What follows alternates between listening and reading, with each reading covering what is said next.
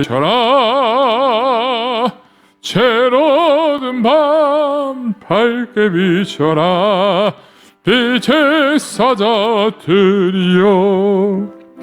선한 사역 위하여 힘을 내라. 주 함께 하시겠네. 주의 크신 사랑을 전파하며 복음의 빛 비춰라. 빛의 사자들이여, 복음의 빛 비춰라. 채로든 밤 밝게 비춰라. 빛의 사자들이여, 주님 부탁하신 말 순종하여 이 진리 전파하라. 산을 걷고는 건너 힘을 다해 복음의 빛 비춰라. 빛의 사자들이여, 복음의 빛 비춰라. 채로든 밤 밝게 비춰라. 빛의 사자들이여, 동서남북 어디나 땅끝까지 주님만 의지하고 눈 어두워 못 보는 백성에게 복음의 빛 비춰라. 빛의 사자들이여, 복음의 빛 비춰라. 채라든 밤 밝게 비춰라. 빛의 사자들이여. 254장 찬양하시겠습니다. 254장입니다.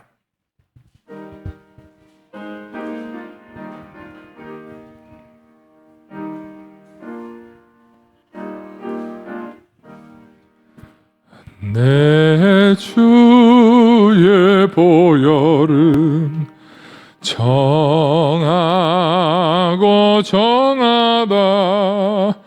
내 죄를 정케 하신 주 나로라 하신다. 내가 주께로 지금 가오니 십자가의 보혈로 날 씻어 주소서. 약하고 추해도 주께로 나가며 힘 주시고 내 추함을 곧 씻어 주시네. 내가 주께로 지금 가오니 십자가의 보혈로 날 씻어 주소서. 나로라 하심 온전한 믿음과 또 사랑함과 평안함 다 주려 함이라. 내가 주께로 지금 가오니 십자가의 보혈로 날 씻어 주소서. 큰 죄인 복 받아 살 길을 얻었네. 한없이 넓고 큰 은혜 베풀어 주소서. 내가 주께로 지금 가오니 십자가의 보혈로 날 씻어 주소서. 그 피가 맘속에 큰 증거됩니다.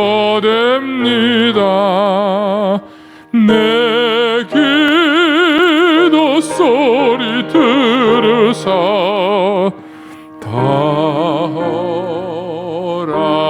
따라가소서. 내가 주께로 지금 가오니 십자가의 보혈로 날 씻어 주소서.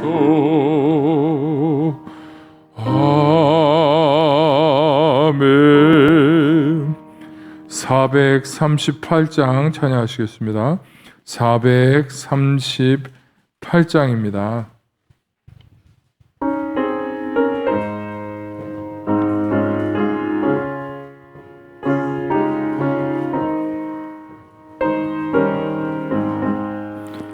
내 영혼이 은총 입어 중한 죄짐 벗고 보니 슬픔 많은 이 세상도 천국으로 와도다.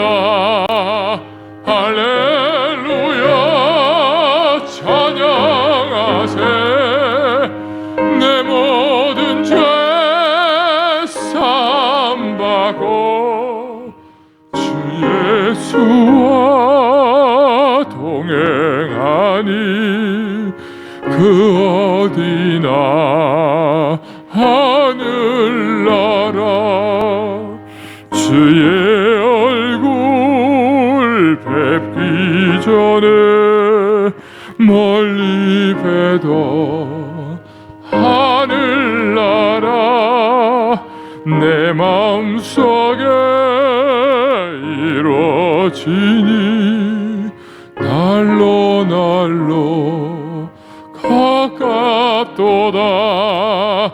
할렐루야 찬양하세. 내 모든 죄 사함받고 주 예수와 동행하니 그 어디나 하늘나라. 높은 산이 거친 들이 초막이나 궁궐이나 내 주 예수 모신 곳이 그 어디나 하늘나라. 할렐루야 찬양하세. 내 모든 죄 사함받고 주 예수와 동행하니 그 어디나 하늘나라. 이 시간 우리 위해서 대표기도 나오셔서 우리 위해서 대표로 기도해 주시겠습니다.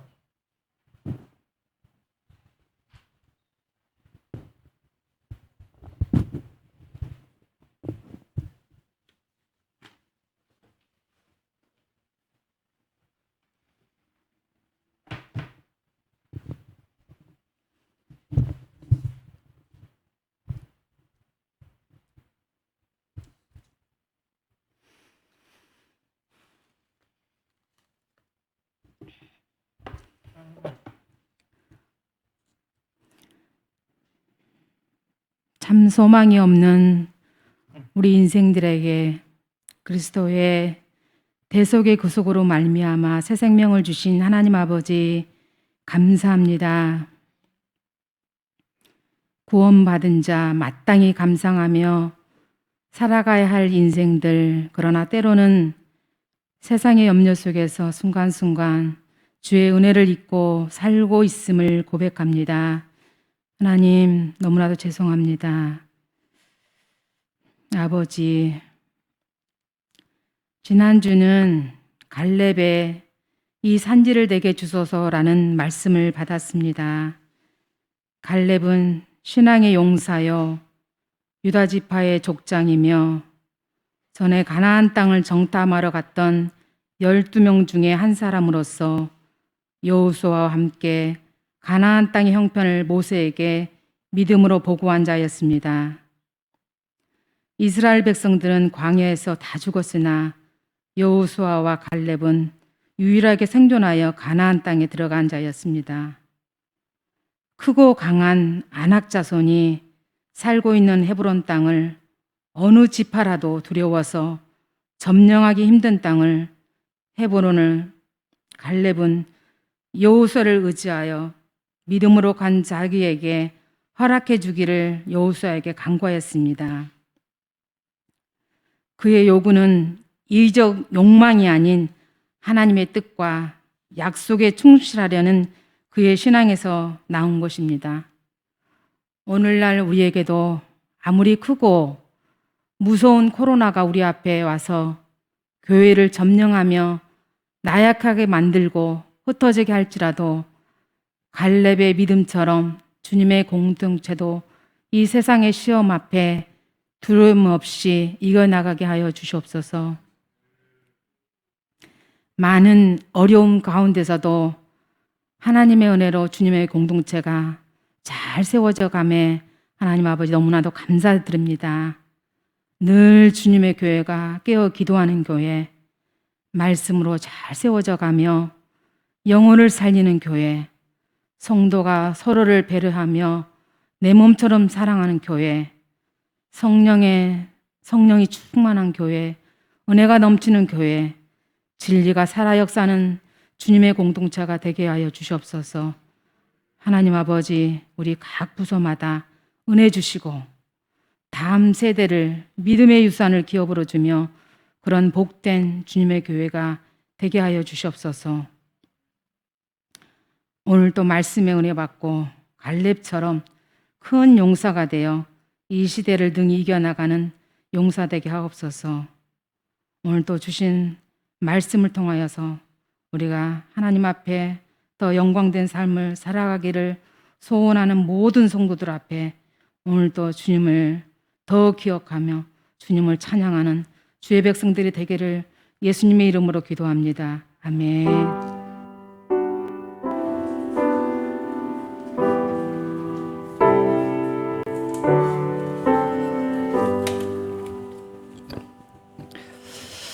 네, 오늘 우리에게 주실 하나님의 말씀은 여호수아 15장 13절부터 19절까지 말씀입니다. 여호수아 15장 13절부터 19절까지 말씀입니다.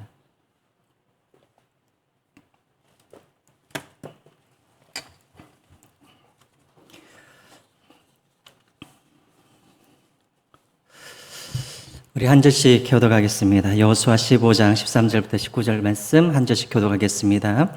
여호와께서 여호수아에게 명령하신 대로 여호수아가 기랏 아르바 곧 헤브론을 유다 자손 중에서 분깃으로 여분네의 아들 갈렙에게 주었으니 아르바는 아낙의 아버지였더라.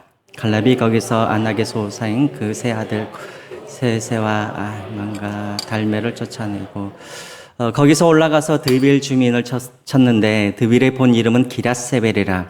갈렙이 말하기를 길랴세벨을 쳐서 그것을 점령하는 자에게는 내가 내 딸 악사를 아내로 주리라 하였더니 갈렙의 아우 그나스의 아들인 온니엘이 그것을 점령함으로 갈렙이 자기 딸 악사를 그에게 아내로 주었더라.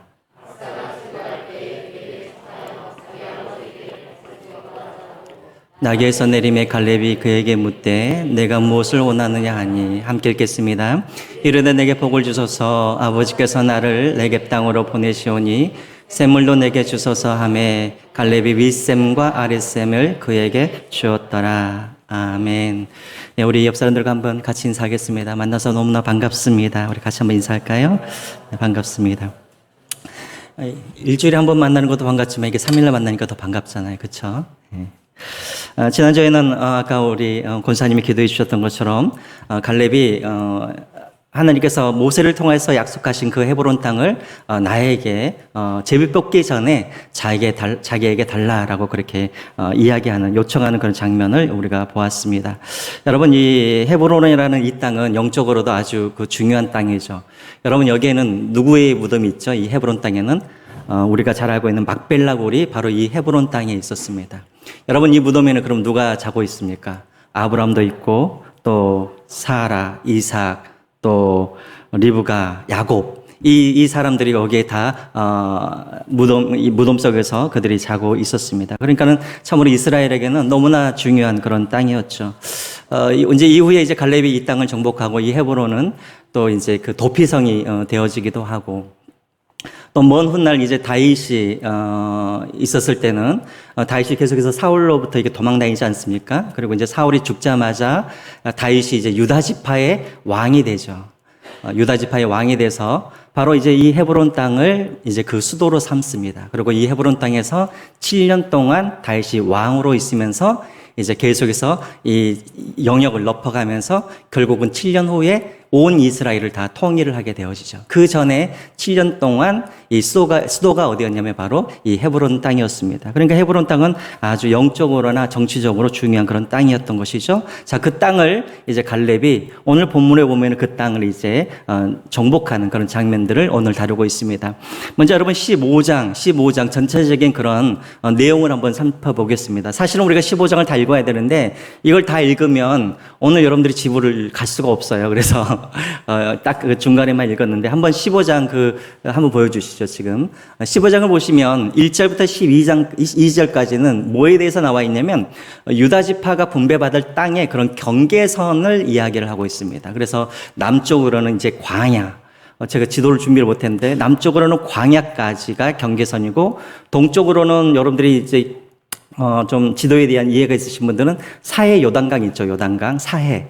거기가 이제 그 동쪽의 경계선이고 또 이제 서쪽으로는 경계선이 어디 있냐면 저쪽 지중해 이쪽 있죠. 큰 대해가 있는 지중해. 그리고 이제 북쪽으로는 예루살렘까지가 이제 경계였습니다. 그래서 지금 1절부터 12절까지는 하나님께서 유다 지파에게 주셨던 그 분배받을 땅의 경계, 남쪽, 동쪽, 북쪽, 서쪽의 경계를 이야기를 하고 있고요.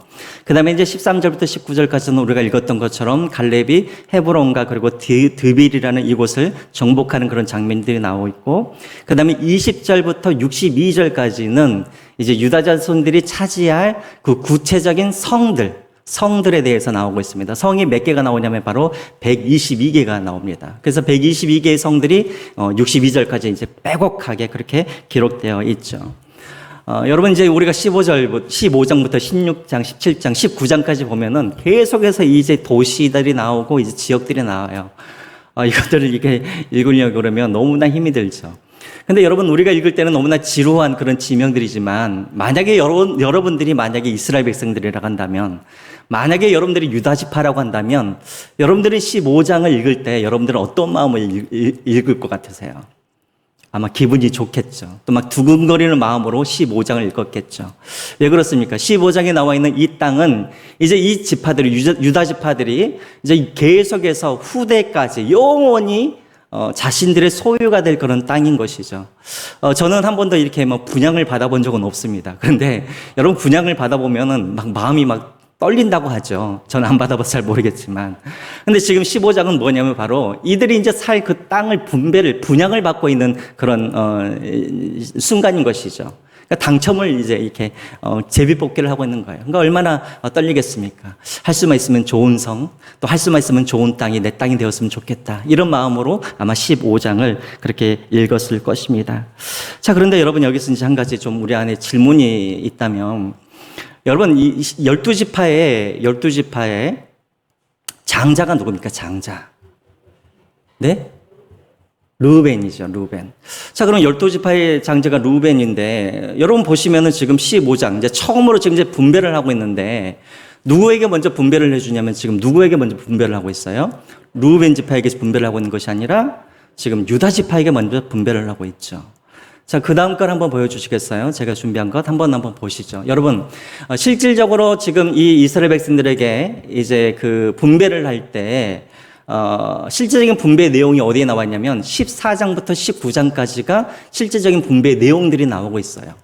13장에는 이제 그 요단강 동편에 있는 이제 두 지파 반에게 주는 것이고, 이제 14장부터 19장까지는 실질적으로 하나님께서 약속하신 그 땅을 분배하는 장면이 나오는데, 여러분 한번 장수를 한번 보십시오, 장수. 14장과 15장의 두 장에 걸쳐서는 유다 지파에게 주시고자 하는 땅이 나와 있고요. 그 다음에 16장부터 17장까지 또 두 장 정도는 또 요셉 지파에게 주시는 땅에 대해서 이야기를 하고 있습니다. 그리고 18장과 19장에는 나머지 7지파의 땅을 배분하는 그 내용들이 나오고 있는 것이 딱 2장. 여러분 한번 보십시오. 7지파들은 딱 2장에 자기들이 받을 땅의 이름이 나오고 있어요. 반면에 유다 지파나 요셉 지파는 무려 2장에 할애하여서 그 땅에 대한 그 이야기들이 나오고 있다는 것이죠. 지금 이것은 무슨 말을 하고 있냐면 유다 지파라든가 요셉 지파는 다른 지파에 비해서 땅을 4배로 많이 받았다라는 거예요. 2배 이상의 땅들을 이들이 지금 받았다라는 것이죠. 유다 지파와 요셉 지파가. 자, 그런데 왜 하필이면 유다 지파가 먼저 받았느냐라는 것이죠. 아까 여러분들이 이 12지파의 그런 장자는 루벤이라고 말씀을 하셨는데 땡입니다. 땡. 틀리셨습니다. 여러분 우리가 한번 찾아보죠. 여러분 우리 역대상 5장 1절과 2절 말씀입니다. 역대상 5장 1절부터 2절 말씀 한번 같이 한번 읽어볼까요? 시작.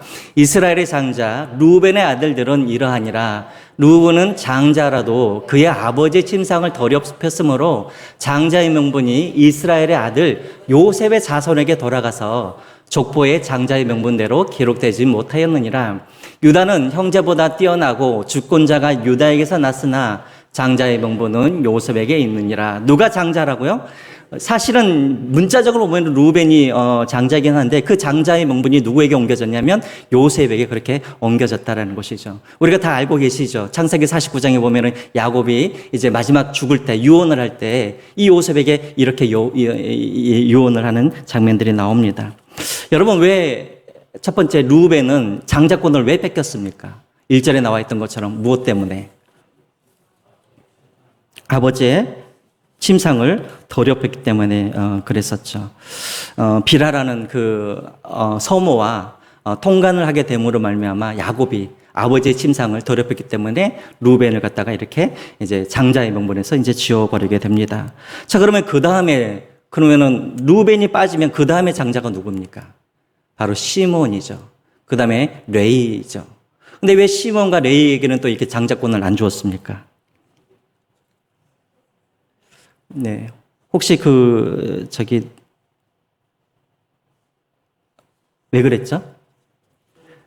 그렇죠. 세겜 땅에서 얘들이 아주 무자비하게 세겜의 모든 사람들을 다 죽였기 때문에 바로 이제 그 장자권을 그에게 주지 않습니다. 자, 그러면 이제 네 번째가 누굽니까? 네 번째가 바로 유다인 것이죠. 그래서 네 번째가 유다이기 때문에 이제 야곱이 유다에게 이제 장자권을 주는데 장자권을 다 주는 것이 아니라 유다에게는 무엇을 주냐면 영적인 그런 장자권을 줍니다. 다시 말하면 장자권 중에서도 다스리는 그런 권한을 유다에게 주는 것이죠. 자, 그래서 유다는 장자는 아니지만 장자로서 누릴 수 있는 그런 어떤 통치권, 왕권을 누가 받게 되냐면 바로 유다가 그것을 대신 받게 된다는 것이죠. 여러분 우리 창세기 49장 8절부터 10절까지 한번 보겠습니다. 같이 한번 읽어볼까요? 시작. 유다 내 손이 내 원수의 목을 잡을 것이요 내 아비의 아들들이 내 앞에 절하리로다. 홀이 유다를 떠나지 아니하며 치리자의 지팡이가 그 발 사이에 떠나지 아니하기를 실로가 오시기까지 미치리니 그에게 모든 백성이 복종하리로다. 예, 그래서 이제 유다가 이제 그 장자권 중에서도 이제 그런 통치 이런 어떤 왕권을 이제 유다가 받게 되는 것이죠. 그래서 여러분들이 이제 그 여호수아라든가 이제 계속해서 보면은 제일 앞장서서 싸움을 하거나 또 어떤 이 행군을 할 때, 행진을 할 때 제일 앞장서서 나아가는 지파가 어디냐면 바로 유다 지파가 이제 그 일들을 다 감당하게 되는 것이죠. 사사기에도 보면은 제일 앞서서 싸우는 지파가 바로 유다 지파가 됩니다. 자, 그러면 이제 진짜로 장자의 그런 축복권은 누구에게 다 돌아가냐면 요셉에게 그것이 돌아가게 되어지죠. 자, 그러면 여러분, 요셉에게 2배, 3배의 그런 땅을 주기 위한 이 야곱의 이 계획이 있었습니다. 전략이 있었어요. 어떤 방법으로 이 요셉에게 2배, 3배, 2배의 그런 어떤 땅을 그들에게 물려주었을까요? 네? 요셉의 아들들을 양자로 삼는 방법이죠. 요셉의 아들들이 누가 있었습니까? 에브라임과 므낫세가 있었었죠. 여러분 한번 우리 48장, 창세기 48장 5절과 6절 한번 보겠습니다. 야곱이 이제 하는 이야기인데요. 같이 볼까요? 시작. 내가 애굽으로 와서 내게 이르기 전에 애굽에서 네가 낳은 2 아들 에브라임과 므낫세는 이제 내 것이다. 루벤과 시므온처럼 내 것이 될 것이요 이들 후에 네 소생은 네 것이 될 것이며 그들의 유산은 그들의 형의 이름으로 함께 받으리라. 야곱이 이 요셉을 몇 배로 축복을 해주고 싶은데 요셉에게만 축복을 하면 땅이 그만큼만 가니까 누구를 입양을 합니까? 요셉의 아들, 2 아들들을 내 아들로 입양을 해서 그들에게 각각 이렇게 기업을 이렇게 나누어주는 방법으로. 그래서 이제 요셉은 이제 땅을 다른 민족보다 이제 2배 이상으로 그렇게 받게 된다라는 것입니다. 자, 이런 배경을 가지고 이제 오늘 본문이 그렇게 이제 시작이 되어지는데요. 아까도 여러분들에게 말씀을 드렸지만 1절부터 12절까지는 유다 지파가 땅 분배를 받는데 그 분배받은 땅의 경계에 대해서 이야기를 했다고 했죠. 그리고 이제 13절이 이제 나오는데요. 여러분 우리가 13절과 14절을 한번 같이 한번 읽어보겠습니다. 13절과 14절 보겠습니다. 시작.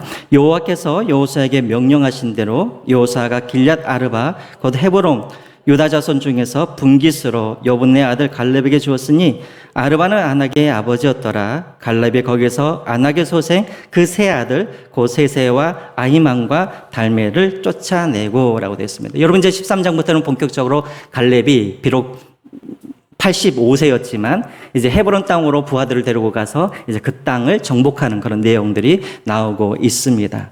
자, 그런데 여러분 14절에 보시면은 거기에 세 사람이 나오죠. 아낙의 소생 누가 나옵니까? 아들 세세와 아히만과 그리고 달메라는 사람들이 나옵니다. 여러분 이 사람의 세 사람의 이름 여러분 익숙한 이름입니까? 아니면 처음 본 이름인가요? 처음 보신 것 같으세요? 근데 이 이름이 똑같은 이름이 어디서 나오냐면 여러분 민수기 13장 22절에 이 사람들의 이름이 나옵니다. 여러분 민수기 13장 22절 한번 확인해 보겠습니다. 제가 한번 볼까요? 또 네겝으로 올라가서 헤브론에 이르렀으니 이때는 지금 언제냐면 이스라엘 백성들이 45년 전에 가데스 바네아에서 지금 정탐꾼을 보냈을 때 그 정탐의 보고 중에 나오는 이야기예요. 자, 45년 전의 이야기입니다. 또 네겝으로 올라가서 헤브론에 이르렀으니 헤브론은 애굽 소환보다 7년 전에 세운 곳이라 그곳에 누가 살고 있었다고요? 아낙 자손 아히만과 세세와 달메가 있었더라라고 되어 있죠. 지금 여러분 여기 오늘 지금 헤브론을 지금 이 갈렙이 정복을 했는데 그때 이 사람들의 이름이 45년 전에 이 사람들의 이름이 똑같이 나오고 있다라는 거예요. 자, 그러면 이 말은 무엇이냐면 이 사람들은 45년 전부터 그 이전부터 이 헤브론 땅을 뭐 하던 사람들이에요? 지배하고 통치했던 사람들이라는 것이죠. 그러면 이 사람들은 또 어떤 사람들이냐면 45년 전에 이스라엘 백성들이 누구를 보고 바로 이 세 사람을 보고 벌벌벌 떨면서 이제는 우리가 죽게 되었다고 하면서 이들이 다시 광야로 돌아가게끔 했던 사람들이 누구냐면 바로 이 세 사람이라는 것입니다. 무슨 말인지 알겠죠? 자, 그때 당시 이 세 사람 때문에 이스라엘 백성들이 절망하고 낙심해서 이들이 다시 광야로 40년 동안 자신들의 시간을 허비하게 되었는데 바로 이 세 사람 때문에 그렇다라는 것이죠. 자, 그런데 그때 여러분 45년 전에 10명의 정탐꾼들은 다 이 세 사람을 보면서 우리는 메뚜기 떼와 같습니다라고 했을 때 그때 저 사람들은 우리의 밥이다라고 말하는 사람이 있었어요. 우리의 먹이다라고 말하는 사람 한번 보여주시죠. 민수기 14장 19절에 이런 말을 하죠. 다만 여호와를 거역하지 말라. 또 그 땅의 백성을 두려워하지 말라. 그들은 우리의 뭐라? 먹이라 라고 되어 있죠. 옛날 성경에는 뭐라고 나오냐면 우리의 밥이라 라고 되어 있습니다.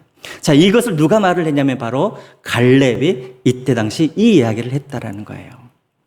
45년 전에 갈렙은 모든 사람들이 이 세 사람의 왕을 보면서 우리는 메뚜기 떼와 같다고 하면서 우리는 이제 죽게 되었다라고 말을 할 때 이 갈렙은 45년 전에 이 세 사람을 보면서 저들은 우리의 밥이라고 말을 했다라는 거예요.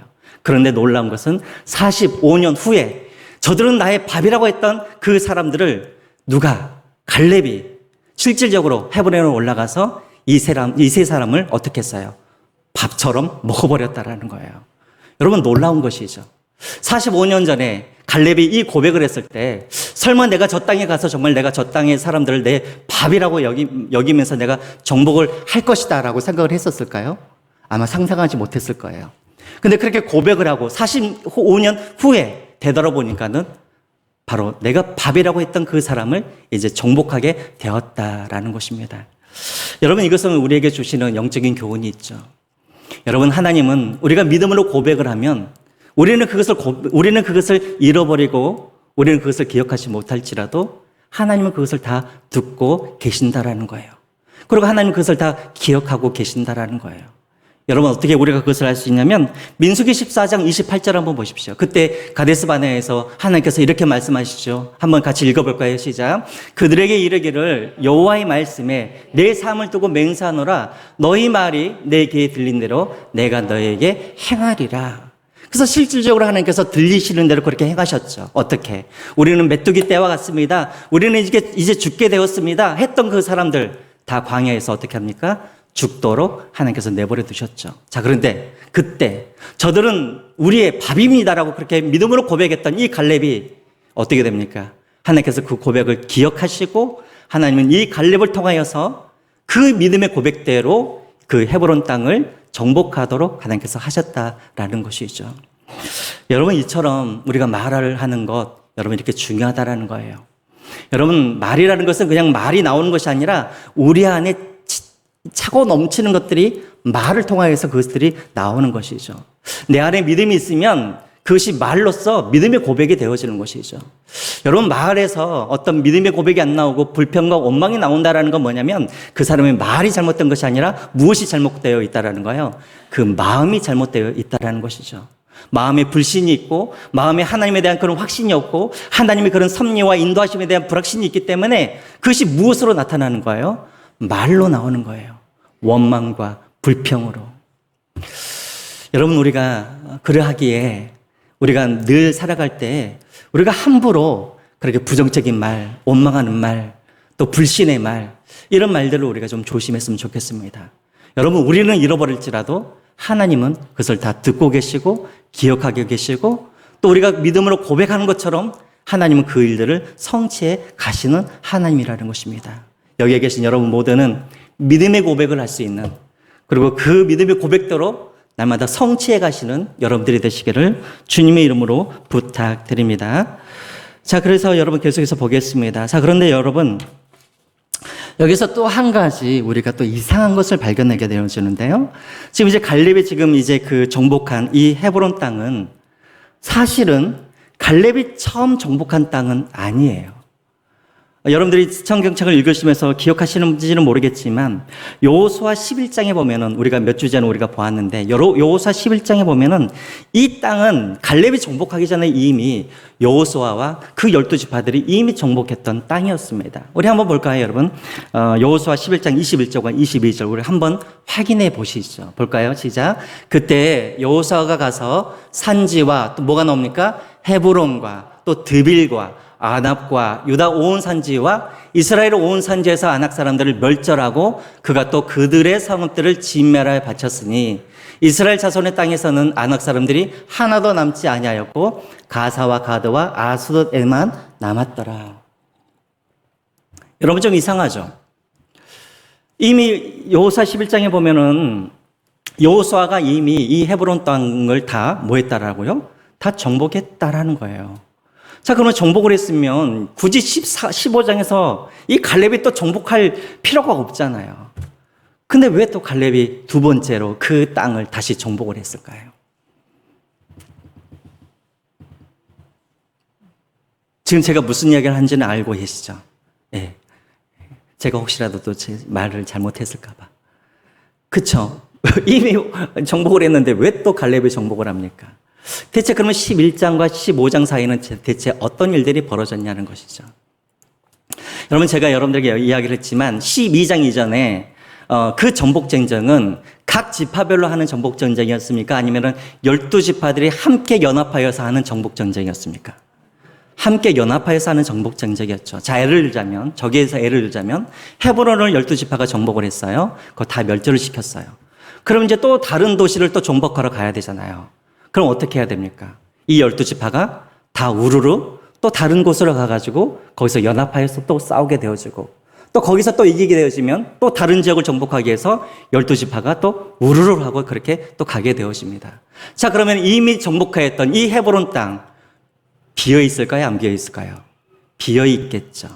그래서 비어 있기 때문에 사실은 이들을 다 진멸을 해버렸으면 그 땅이 비어 있는 상태로 남아 있을 텐데 만약에 그들을 다 진멸하지 않아야했다면 어떻게 될까요? 그 집이 비어 있을 때 누가 들어옵니까?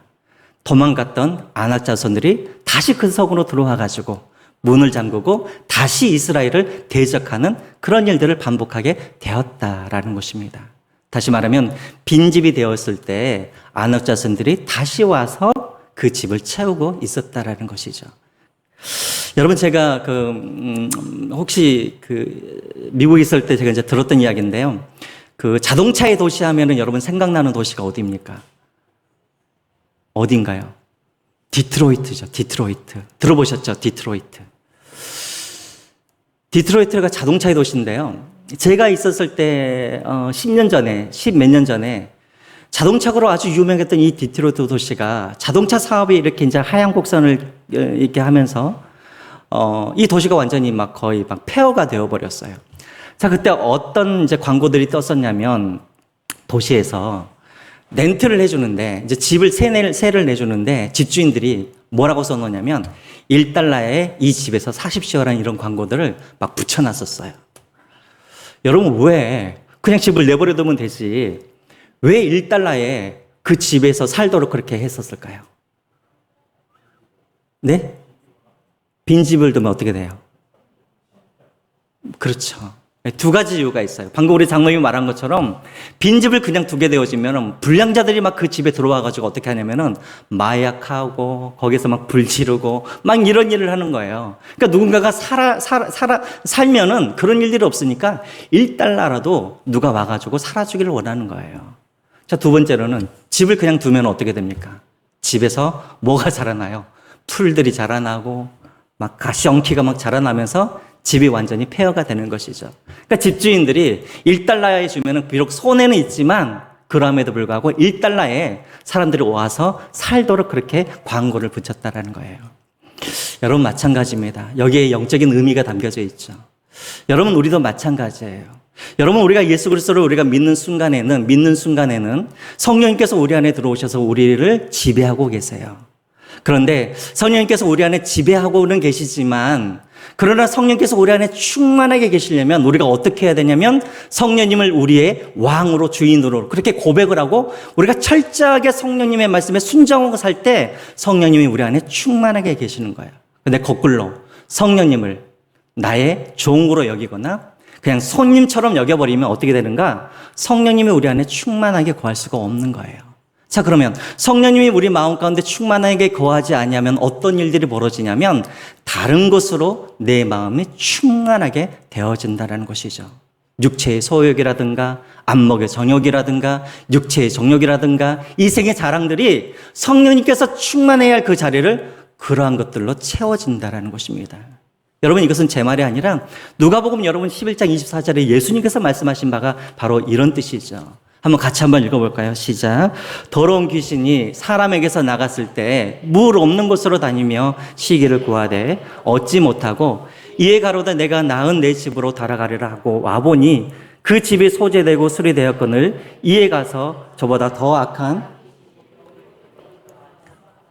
그 사람의 나중 형편이 전보다 더 심하게 되느니라. 너무나 우리가 잘 알고 있는 말씀이죠. 자, 귀신이 내 안에서 떠났습니다. 그러면 무엇인가로 성령으로 그것을 채워가야 되는데 하나님의 나라로 그것을 채워가야 되는데 그것을 채우지 않으니까 어떻게 되었다고요? 7 귀신들이 와가지고 그 마음을 채우더라는 것입니다. 여러분, 우리도 마찬가지예요. 왜 우리가 예수 그리스도를 내가 구주로 믿고 내가 예수님을 믿었음에도 불구하고 왜 내 삶 속에서는 날마다 허기짐과 목마름과 왜 내 삶 속에서는 그렇게 부흥이 일어나지 아니할까요? 왜 나는 예수님을 믿었는데 자꾸만 나는 하늘을 바라보지 않냐고 날마다 땅에 있는 그 육신의 어떤 그런 소욕을 따라서 나는 그렇게 살아갈까요? 그 이유는 다른 게 아니에요.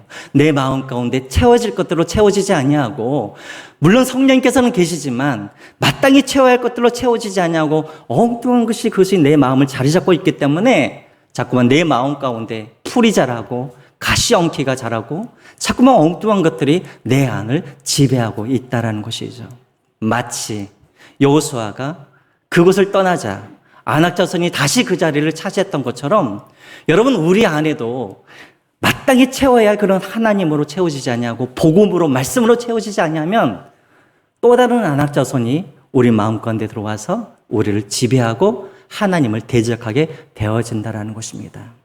여러분, 바라고나기는 날마다 일주일에 한 번이 아니라 한 달에 한 번이 아니라 날마다 주님의 말씀으로 여러분들의 마음과 심령을 채워가시길 바랍니다. 그래서 풀이 자라지 않도록, 가시엉키가 자라지 않도록 날마다 여러분들의 마음을 정말 그 하나님의 나라와 소망과 성령으로 채워가시는 여러분들이 되시기를 주님의 이름으로 부탁드립니다. 자, 계속해서 말씀을 보겠습니다. 여러분, 갈렙이 헤브론을 정복한 다음에 이제 계속해서 또 어디를 정복하기 위해서 가게 되어지냐면 드빌이라는 곳으로 이제 가게 되어집니다. 여러분, 15절과 17절 말씀입니다. 제가 한번 읽겠습니다. 15절, 16절, 17절.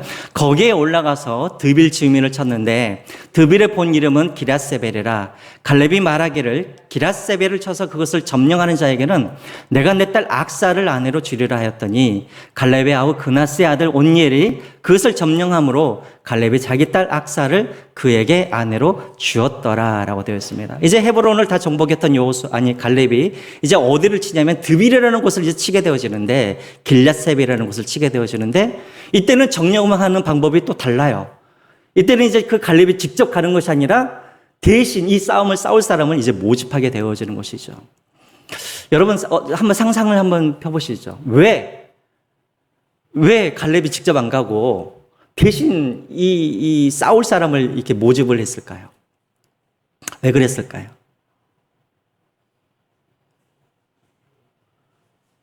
쉽게 생각해 보면은 길앗세벨이라는 곳이 아마 정복하기 힘든 곳일 수도 있고, 그렇죠? 자, 두 번째로는 계속해서 지금 시간은 가고 있는데 이 갈렙의 나이는 어떻게 됩니까? 점점 나이가 늙어가고 있죠.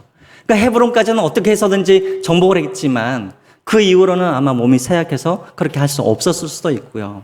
자, 세 번째로는 또 어떤 것이 있냐면, 여러분, 그때 당시에 이렇게 딸을 갖다가 어떤 정복을 할 때 딸을 갖다가 이렇게 상으로 이렇게 내어서 그 땅을 정복하게 한 다음에 그 땅을 정복하는 그 사람을 내 사위로 삼기 위해서 이런 방법을 사용할 수도 있다는 것이죠. 딸 가지신 분들, 여기는 아들 가지신 분들만 계시고 딸 가지신 분들, 사이들을 이렇게 모집이라 해요. 사이들을 이렇게 맞이할 때 좀 테스트도 좀 해봤으면 좀 좋겠죠. 이놈이 정말 제대로 된 놈인지 아닌지 좀 테스트를 해보면서.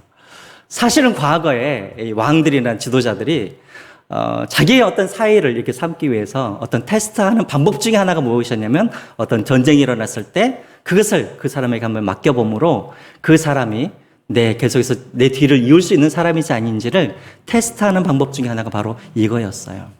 그래서 성경에 보면은 또 전쟁 중에 이렇게 딸을 상으로 내걸었던 사람이 있었었죠. 누가 그랬습니까?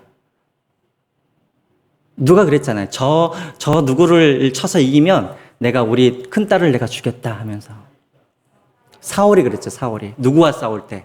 골리앗과 싸울 때 사람들이 나서질 않으니까 자기의 맏딸을 이렇게 내어서 상으로 그렇게 주었다라는 것입니다. 자, 그때 이제 누가 등장하게 되어집니까? 누가 등장해요? 바로 온니엘이라는 사람이 등장하게 됩니다. 여러분, 온니엘은 누구냐면 아까 17절에 보시면 온니엘이 누구라고 소개되어 있냐면 갈렙의 동생의 아들이라고 되어 있으니까는 무슨 관계입니까? 갈렙하고는 갈렙의 조카인 것이죠, 온니엘이. 예, 그가 나서서 이제 갈렙을 대신해서 드비라는 곳에 가가지고 전쟁을 해서 이제 드비라는 그곳을 이제 이렇게 차지하게 되어집니다. 자, 그러나 여러분 여기서 한번 보십시오. 자, 온니엘 잘 알고 계시죠? 자, 이후에 온니엘이 어떤 사람이 되죠? 사사가 되어지죠. 최초의 이스라엘의 사사가 누구냐면 바로 온니엘이라는 것이죠. 온니엘. 그러니까 여러분 사사기 3장 1절에 보면은 메소포타미아 지역의 그런 왕들이 자꾸만 이스라엘을 갖다가 괴롭히자 하나님께서 누구를 사사로 세우시냐면 바로 이 온니엘이라는 사람을 세워서 이 메소포타미아 이 왕국을 이제 물리치게 하고, 그래서 이제 이 온니엘이 40년 동안 이스라엘을 다스리면서 이스라엘을 평화롭게 그렇게 인도하게 되어집니다. 여러분, 온니엘을 지도자로 준비시켰던 사람이 누구였습니까? 바로 갈렙이라는 사람이 준비를 시켰다라는 거예요. 여러분, 갈렙은 그렇게 지금 막 피나게 막 긴박하게 전쟁을 하고 있음에도 불구하고 갈렙은 또 무엇을 동시에 준비하고 있었냐면 다음 세대를 준비하고 있었다라는 거예요. 다음에 나를 대신해서 이 땅을 인도해 갈, 이스라엘을 인도해 갈, 아니 유다 지파를 인도해 갈 그 사람들을 준비하고 있었다라는 것이죠. 그게 바로 누구였다고요? 온니엘이었다는 것이죠. 그래서 갈렙이 그렇게 준비를 했기 때문에 온니엘이 그렇게 이스라엘이 어려울 때 사사로 그렇게 사용될 수가 있었다라는 것입니다. 여러분, 우리 교회도 마찬가지예요. 우리 교회가 지금 할 일이 얼마나 많습니까? 저번 주에도 김치 냉장고가 또 이게 막 또 가는 바람에 김치 냉장고도 다시 사야 되고, 또 우리 교회가 지금 뭐 여러 가지 할 일이 얼마나 많아요. 근데 여러분, 우리 교회가 할 일이 많지만 그러나 우리가 정말 준비할 것이 무엇이냐면 바로 다음 세대들을 믿음으로 우리가 준비해 놔야 한다는 것입니다. 여러분, 우리가 참 이렇게 직장 생활하기도 힘들고 또 우리가 정말 여러 가지 먹고 사는 문제가 여러분 힘들겠지만, 여러분, 우리가 정말 다른 어떤 것보다도 우선적으로 중요하게 우리가 생각하면서 우리가 해야 할 일이 무엇이냐면 우리 가정 안에 있는 내 다음 세대들, 우리 아들, 우리 딸들을 신앙으로, 말씀으로 준비하여서 이들이 우리 다음 세대를 이끌어갈 수 있는 그런 영적 지도자로 우리가 만들어 가야 한다라는 것입니다. 그래서 여러분들이 기도하실 때도 항상 우리 교회가 다음 세대들을 잘 준비할 수 있는 그런 교회가 될 수 있도록 여러분 기도하시고 가정에서도 그렇게 준비할 수 있는 여러분들이 되시기를 주님의 이름으로 부탁드립니다. 자, 이제 마지막입니다, 여러분. 온니엘이 이제 그 드비라는 곳을 이제 정복을 하게 되어지고 이제 악사와 이제 결혼을 하게 되어지죠. 자, 그런데 이 악사라는 이 여자가 딸이 아주 그냥 담대한 것 같습니다. 18절과 19절 한번 읽어보겠습니다. 시작. 악사가 출가할 때 그에게 청하여 자기 아버지에게 밭을 구하자 하고 나귀에서 내림에 갈렙이 그에게 묻되 네가 무엇을 원하느냐 하니 이르되 내게 복을 주소서 아버지께서 나를 네겝 땅으로 보내시오니 샘물도 내게 주소서 하매 갈렙이 윗샘과 아랫샘을 그에게 주었더라. 말씀을 준비하면서 참 이렇게 딸을 키워봐야 아무 소용이 없구나. 저는 딸만 둘인데 하면서 그런 마음이 들었습니다. 악사가 이제 출가를 하는데 가면 되잖아요. 그런데 이 나귀에서 갑자기 내리는 거예요. 여러분, 나귀에서 내린다라는 이 표현은 참 중요한 표현이에요. 왜냐하면 나귀에서 내린다라는 의미는 무슨 말이냐면 긴급한 일이 생겼거나, 여자가 나귀에서 내렸다는 의미는 긴급한 일이 생겼거나 무엇인가를 간절히 요청할 일이 있었을 때 나귀에서 내린다라는 이런 표현을 쓰는 거예요. 자, 그러자 이 여자가, 이 딸이 나귀에서 내리자마자 갈렙이 대체 무슨 일이지 하면서 뭐라 그럽니까? 갈렙이 네가 무엇을 원하느냐 하면서 그렇게 물어보잖아요. 자, 그랬더니 아버지 몸 건강히 잘 있으십시오가 아니라 뭐라 그래요? 저에게는 샘이 필요합니다 하면서 윗샘과 아랫샘을 요구하게 됩니다. 여러분, 네겝 땅이라는 것이 어떤 곳이냐면 참 넓은 땅이긴 하지만 척박한 땅입니다. 그래서 이곳에서는 물이 귀한 곳이죠. 자, 이것을 알고 있었던 악사가 이제 샘을 구합니다. 여러분, 샘이라는 것도 옛날에는 주인이 있었어요.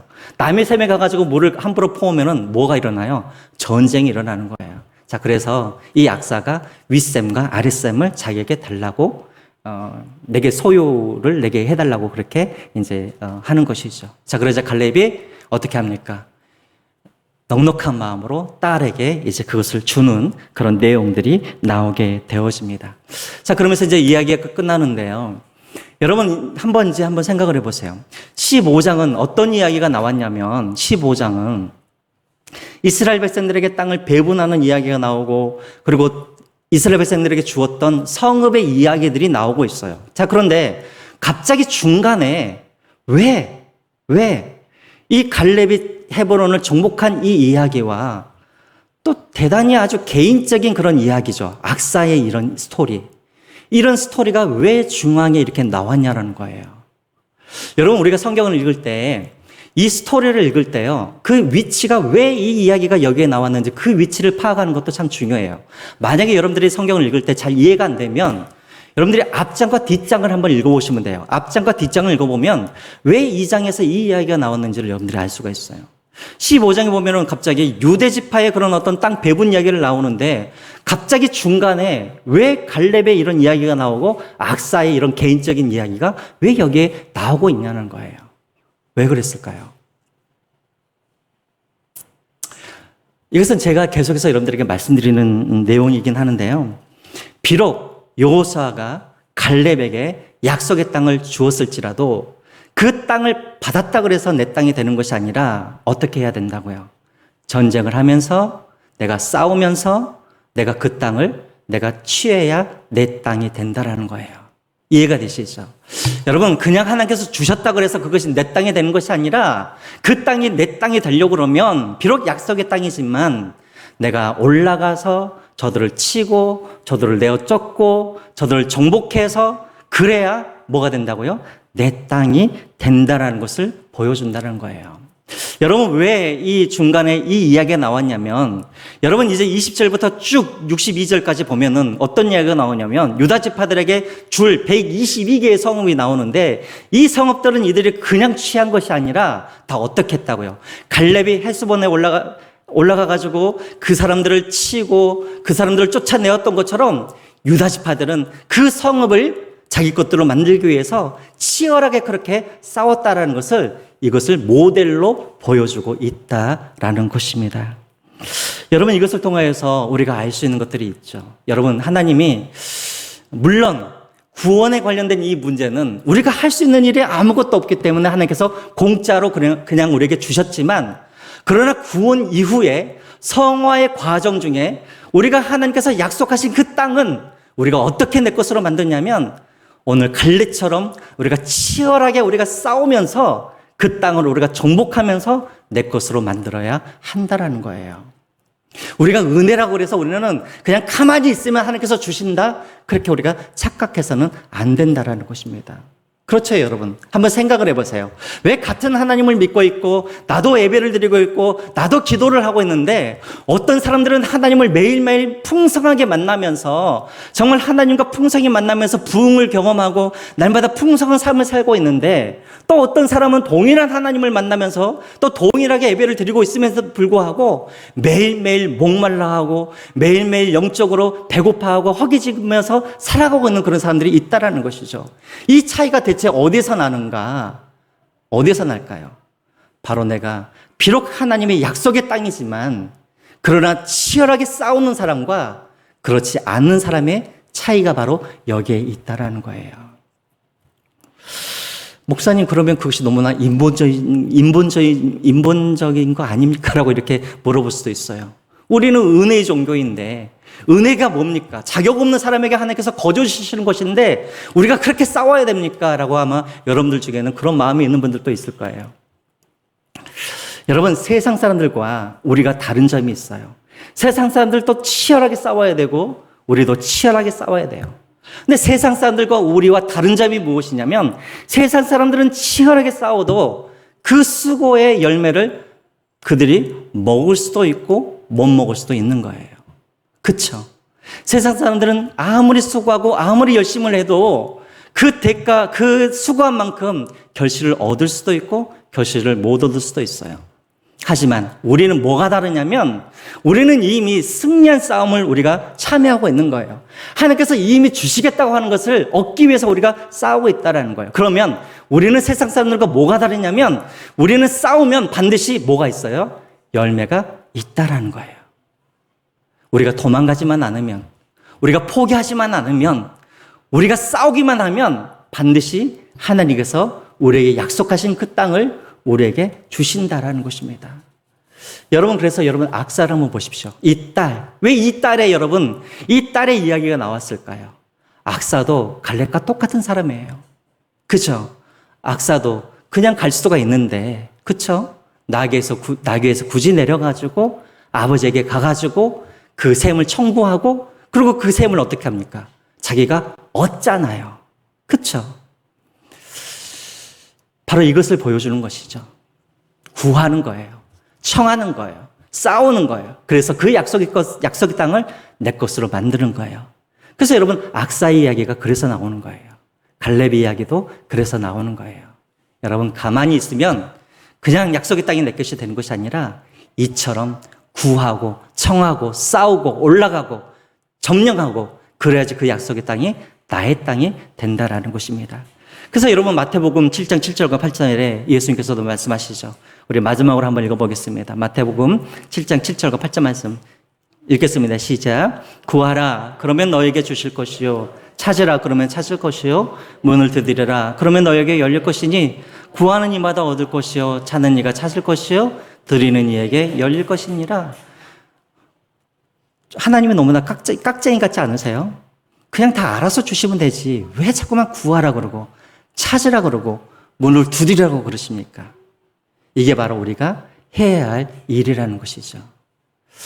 갈라디아서 6장 9절 말씀 또 같이 읽겠습니다. 시작. 우리가 선을 행하다에 낙심하지 말지니 포기하지 아니하면 때가 이름에 거두리라. 열심히 심으시면 심으시는 대로 하나님은 우리에게 보상해 주신다라는 것입니다.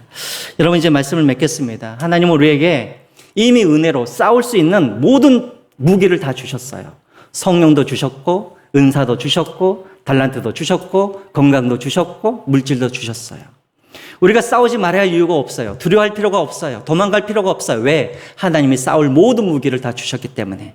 이제 우리가 해야 할 일은 무엇이냐면, 도망가는 일이 아니라, 그냥 가만히 있는 것이 아니라, 주님께서 주시는 이 무기를 가지고 주님께서 약속하신 그 땅을 향하여서 우리가 전진하여 가면 됩니다. 그러면 그 약속의 땅은 우리의 땅이 될 것입니다.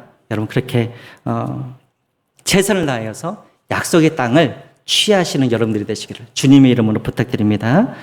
여러분, 우리 같이 한번 기도하겠습니다. 기도하면서 마쳤으면 좋겠는데요. 여러분, 약속의 땅, 여러분들이 지금 차지해야 할 땅이 어디에 있습니까? 한번 생각해 보십시오. 지금 여러분들이 차지해야 할 땅이 어디에 있어요? 첫 번째는 여러분들의 마음을 여러분들이 좀 차지하시기 바랍니다. 지금 여러분들의 마음 가운데 정말 성령께서 지금 충만하여서 지배하고 계시는지, 아니면 세상의 어떤 다른 것으로 지금 내 마음이 충만하여서 지금 내 마음 가운데, 내 심령 가운데 풀이 자라나고 있고 가시엉키가 자라나고 있는지 한번 여러분들의 마음을 한번 되돌아보시고, 성령 하나님, 내 마음을 주님께서 지배하여 주시옵소서 위해서 한번 기도하셨으면 좋겠습니다. 두 번째로는 우리가 또 차지해야 할 땅이 있습니다. 제가 이번에 우리 구역 그 신방을 제가 했는데요. 이제 저번 주 다 끝났습니다. 근데 제가 놀라운 걸 발견했어요. 집집마다 예수님을 믿다가 중간에 중학교 때, 대학교 때 예수님을 떠난 그런 가정들이 너무나 많이 있더라고요. 자녀들 중에. 그 수만 제가 헤아려봐도 정말 많아요. 보니까는. 두 번째로 여러분, 우리가 정복해야 할 땅이 있습니다. 그것이 무엇이냐면 우리 자녀들의 그런 마음의 땅이라는 것이죠. 이 시간 우리가 한번 하나님 앞에 기도했으면 좋겠습니다. 하나님, 이 시간 우리 하나님을 믿다가 떠났던 우리 젊은이들, 우리 가정들, 가정의 우리 자녀들, 주님, 그 땅이 하나님의 나라가 되게 하여 주십시오. 하나님, 그 땅이 복음으로 침공당하게 하여 주시고, 하나님이 그 땅을 지배하여 주시고 통치하여 주시옵소서. 그 땅이 우리가 취해야 할 땅입니다. 이것을 위해서 여러분 기도해 주시기 바랍니다. 세 번째로는 여러분, 우리 이 지역을 위해서 한번 기도해 주시기 바랍니다. 하나님께서 이 지역, 이 성수동을 우리에게 맡기셨습니다. 이 땅을 우리에게 취하라고 우리에게 주셨습니다. 그런데 우리는 너무나 오랫동안 우리 안에 그런 문제에 갇혀서 우리는 그 땅을 그냥 내버려 두고 있는 것 같은데요. 다시 한번 하나님이 우리가 기도했으면 좋겠습니다. 주님, 이 성수동을 이 산지를 하나님 우리에게 주십시오. 이 영혼들을 우리에게 보내주십시오. 하나님 그들 마음 가운데 그 가정 가운데 하나님의 나라가 세워지게 하여 주시옵소서. 이 일을 위하여서 하나님 우리 성수시험교회를 주여 사용하여 주시옵소서. 우리가 이 세 가지를 놓고 내 마음을 정복하여 주시고 주님 우리 다음 세대들 특별히 하나님을 믿지 아니하는 젊은이들의 마음을 주께서 지배하여 주시고 이 성수동을 우리에게 주십시오. 우리 함께 하나님 앞에 기도하며 나아가겠습니다. 기도하겠습니다. 참 좋으신 하나님 아버지 정말 감사드립니다. 하나님 아버지 이 시간도 하나님 아버지 갈렙의 하나님 아버지는 헤브론을 정복했던 아버지는 그 하나님 아버지 하나님 이야기를 통하여서 다시 한번 하나님 우리가 정복해야 할 그 땅이 무엇인지를 다시 한번 생각하여 주시니 감사합니다. 주님 우리의 마음이 먼저는 성령님으로 복음으로 하나님 지배되게 하여 주시고 성령님께서 하나님 먼저 우리 마음을 하나님 통치하여 주시고 주님 우리 마음이 아버지는 지배를 하여 주시고 주인이 되어 주시옵소서. 하나님 아버지는 참으로 우리의 마음이 하나님 아버지는 프리자라고 하나님 아버지는 가성기가 아버지는 잘하고 하나님 아버지는 폐허가 되어 있음에도 불구하고 여전히 주님 우리는 그것을 깨닫지 못하고 하나님 영적인 하나님 게으름과 잠에 하나님 빠져있지는 않으시오. 하나님 바라고 원하기는 하나님 매일매일 부단히 우리가 영적인 아버지는 싸움을 우리가 싸우게 하여 주셔서 하나님 주님께서 아버지 하나님 말씀하시는 아버지는 이 하나님 아버지는 마음을 하나님 아버지는 정말 성령께서 아버지 지배하여 주시고 주께서 다스려 주시는 마음이 되게 하여 주시옵소서. 오 살아계신 하나님 아버지 사랑하는 우리 다음 세대들 주여 아버지 하나님 주님 앞에 올려드립니다. 하나님 아버지 하나님 사모는 주님께서 아직도 하나님을 믿지 아니한 자들 예배의 자리에 나오지 아니하는 자들 하나님 아버지 하나님 주님을 아버지 믿다가 떠났던 우리 사랑하는 다음 자녀들 주께서 기억하여 주시고 하나님 아버지 하나님 주님 복음을 아버지 그들의 아버지 마음을 주께서 정복하여 주셔서 하나님의 나라가 그들의 아버지 10년 가운데 하나님 아버지 세워져갈 수 있도록 도와주시고 하나님 아버지 정말 주님 다음 세대 영적인 아버지 그런 지도자들로 이들이 세워져갈 수 있도록 하나님께서 은혜를 베풀어 주시옵소서. 하나님 아버지 우리 가정이 하나님 아버지 정말 하나님의 나라로 아버지 진공되게 하여 주시고 하나님 나라로 아버지 세워져가게 하여 주시고 우리 가정이 정말 아버지는 주님만을 예배하는 그런 가정이 될 수 있도록 주의 은혜를 베풀어 주시고 하나님 아버지 우리 가정이 주님 앞에 아버지 하나님 말씀으로 세워져갈 수 있도록 주께서 은혜를 베풀어 주시옵소서.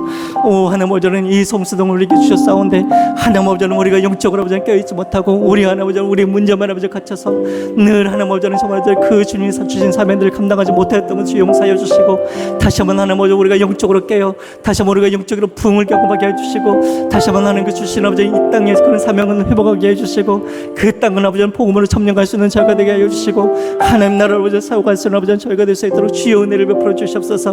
이미 우리가 아버지 싸울 모든 힘과 능력과 지혜와 명철과 하나님 성령의 능력으로 주셨사오니 이제 하나님 아버지는 우리가 하나님 아버지 하나님 다음 대 나아가 아버지 싸워 그 땅으로 점령할 수 있는 하나님 아버지 그 약속의 땅을 아버지 하나님 정치해 갈 수 있는 우리 아버지 성수시험과 될 수 있도록 주께서 은혜를 베풀어 주시고 함께하여 주시옵소서. 오 하나님 아버지 주께서 은혜를 베풀어 주시옵소서. 함께해 주시옵소서. 하나님 아버지 무엇보다도 우리 마음이 성령으로 충만하기를 원합니다.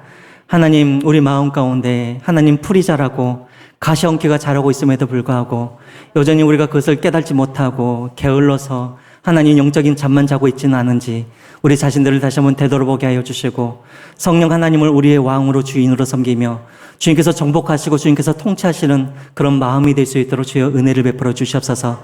그래서 이제는 더 이상 목마르지 아니하고 허기지지 아니하고 날마다 영적인 부흥을 경험하며 살아갈 수 있는 우리가 되게 하여 주시옵소서. 그래서 다시 한번 하나님 우리가 사명을 회복하기를 원합니다.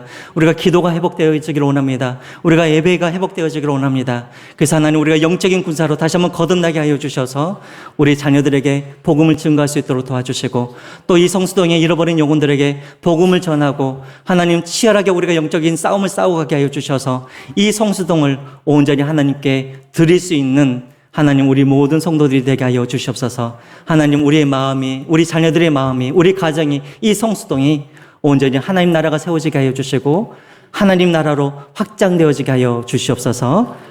예수님의 이름으로 기도드렸습니다. 아멘. 주기도문으로 예배를 마치겠습니다. 하늘에 계신 우리 아버지, 아버지의 이름을 거룩하게 하시며 아버지의 나라가 오게 하시며 아버지의 뜻이 하늘에서와 같이 땅에서도 이루어지게 하소서. 오늘 우리에게 일용할 양식을 주시고 우리에게 잘못된 사람을 용서하여 준 것 같이 우리 죄를 용서하여 주시고 우리를 시험에 빠지지 않게 하시고 악에서 구하소서. 나라와 권능과 영광이 영원히 아버지의 것입니다. 아멘. 개인적으로 기도하시고 돌아가시기 바랍니다.